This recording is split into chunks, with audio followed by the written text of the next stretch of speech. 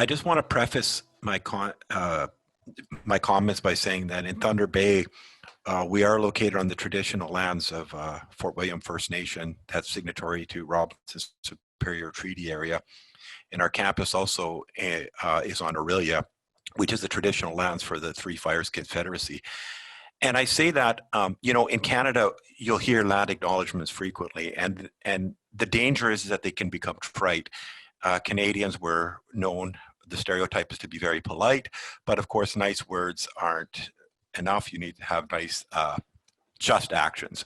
And when it comes to religious freedom and the history of Canada and Indigenous people, we have a painful history that we need to confront.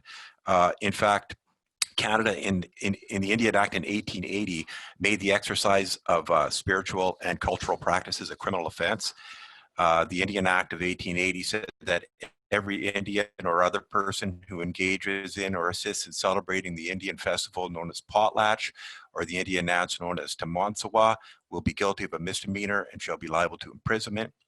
And any Indian or other person who encourages an Indian or Indians to start a festival or dance or to celebrate the same is guilty of an offense. So when I say acknowledgements, it's a way to be able to, for us to be able to, at least for Canada, is to be able to confront some painful history, because there was an active suppression of spiritual, culture, and linguistic practice of Indigenous people in Canada by the Canadian government. Now that's been recognized, acknowledged, and owned. Stephen Harper, who was the Prime Minister, apologized in Parliament, and that was supported by all three parties, or four parties within Canada. In 2015, Canada, in partnership with First Nation leaders, completed the Truth and Reconciliation Commission, and that had calls for actions, and those included redressing some of the wrongs done through on that.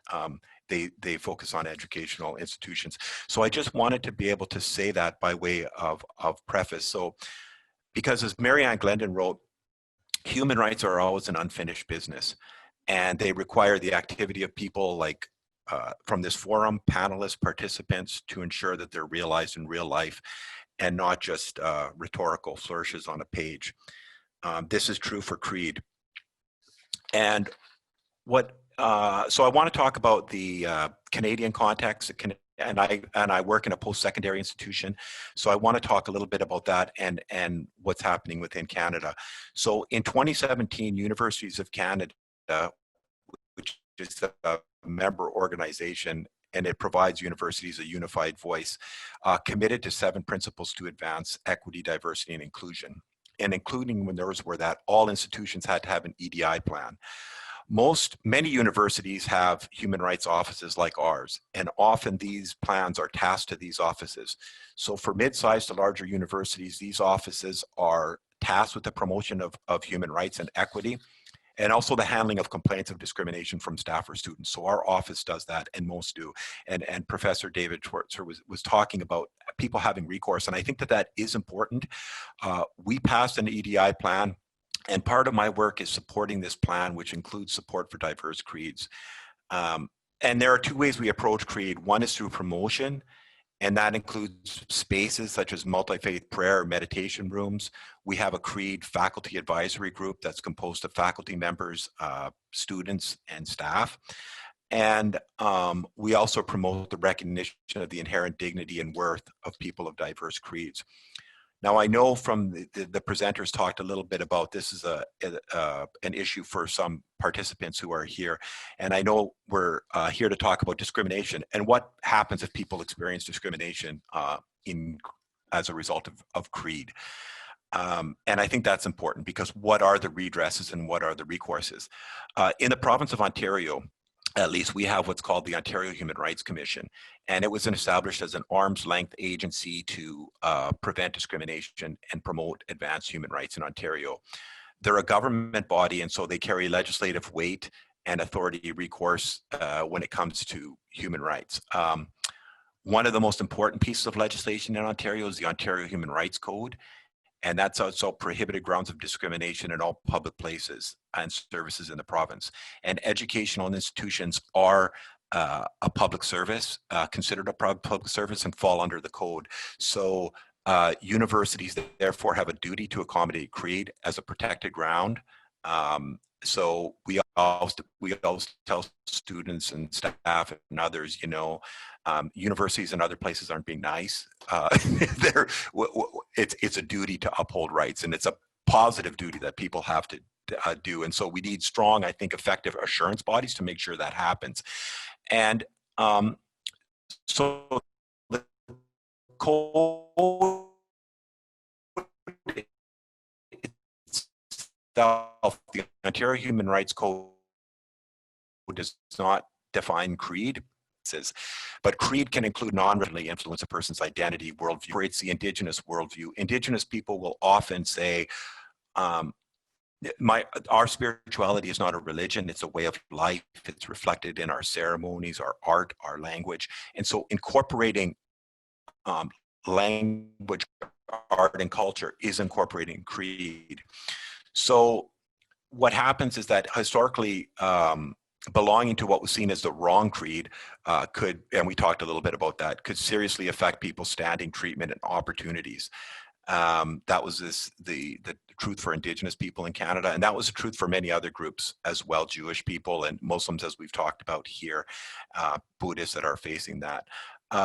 Now, in the standards that we have, and I'm not a lawyer, but our director is a lawyer, to establish a prima facie or on its face under the code, a person has to show that they have a characteristic protected from discrimination under the code, and they've experienced negative treatment as a result of that. So for a creed, they could, let's say somebody's wearing the hijab or the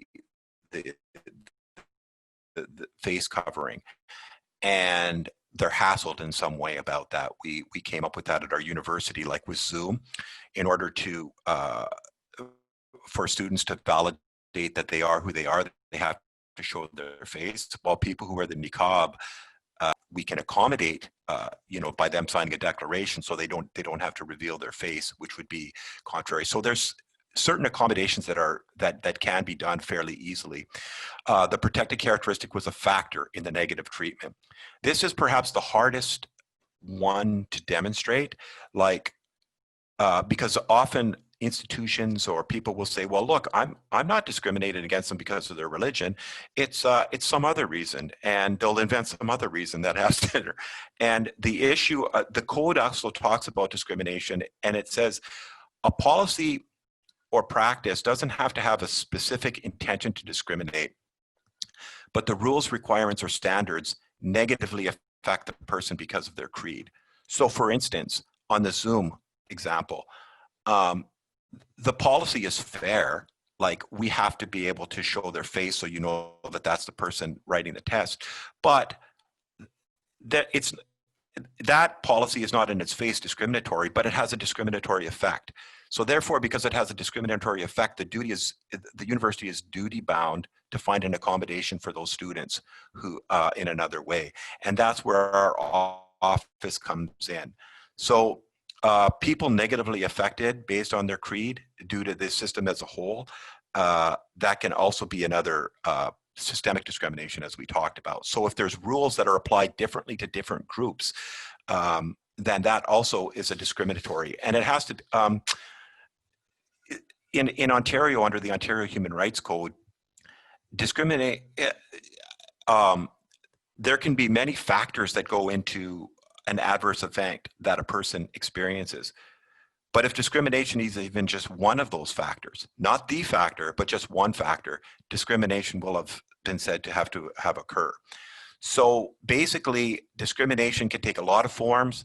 It can happen people are negatively affected by an organizational requirement. I know some of the students had that rule or standard that prevents them from practicing their creed without accommodation. Pressured or compelled to believe something based on creed, or harassed or subjected to a poisoned work environment because of creed. So the professor that talked earlier about the student that had to write something against Israel, obviously that's a discrimination, a human rights discrimination case. So then the question is recourse. Our offices are beginning to process complaints and working on informal and informal mechanisms when people are experiencing discriminations based on that protected ground. And I think I would say for universities there, and people are at universities, offices should be robust And it shouldn't be mysterious or costly also for people to make a claim. They should have an accessible, available place to make a claim. And there should be a dialogue and a place to be able to mediate that claim. Again, words aren't enough. We have to have actions in our institutions to be able to do that. So that's part of what our office is doing, which is trying to create mechanisms proactively to support the practice of creed, but also to prevent discrimination. So through policies, practices, internal tribunals. Also, people can make an application with the Ontario Human Rights Tribunal. Now, I don't know what the comparable, if there's comparable groups like that in different states, provinces, or countries. Each person that's located in their particular state would have to figure out what's the human rights apparatus that they can access to make complaints. And if it's really hard to find, and if it's really problematic to be able to access, then I think it's incumbent on the state or the university to make those changes so that people can have an orderly and peaceful way to be able to redress these issues. In closing, I just want to say that human rights should be seen as a positive value. And we talked about, you know, I watched the news, obviously, and relatives in the U.S. and you can see the it's sad to see a beautiful country like the United States ripped apart. We have our tensions with our Indigenous people, you know, missing and murdered Aboriginal women, and when it gets to a heightened place where there's burning and just violence, it really, I think, says that we haven't done enough to be able to create spaces of dialogue and spaces of being able to have places where people can redress the issues that they have.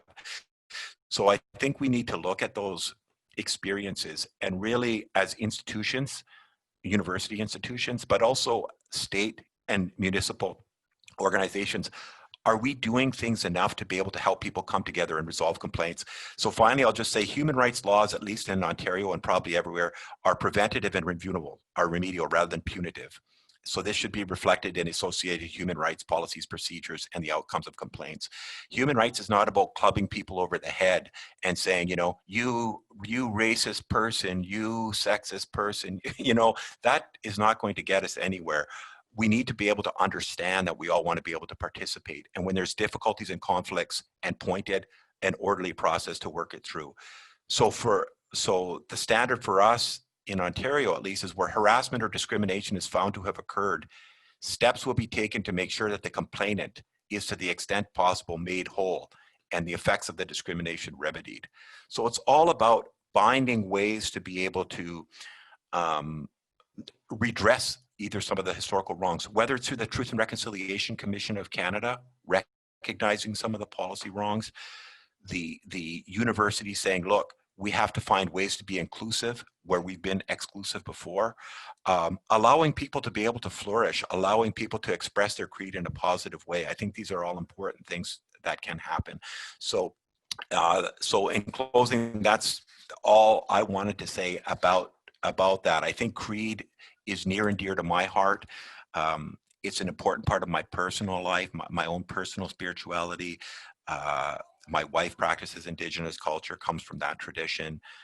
I come from out of a Catholic Christian tradition, and that has been important to me. So I see the value of how creed can be positive and restorative for people. So I think when people are, when we can create structures, human rights structures that facilitate inclusion, that's a worthy project. And then, but it's a hard slog. Human rights are worth the fight. I'm going to say that for sure. It is, absolutely. And I guess I'll just close by the commissioner of Murray Sinclair, who talked about, who was the commissioner, the chief leader of the Truth and Reconciliation Commission in Canada. He was an Indigenous justice. And he said, you know, it took 7 generations for us to get to this problem. It's going to take 7 generations for us to heal. So let's be patient with each other. Change doesn't happen overnight, but action is important too. So thank you very much. It's been an honor listening to people, and it's been an honor presenting.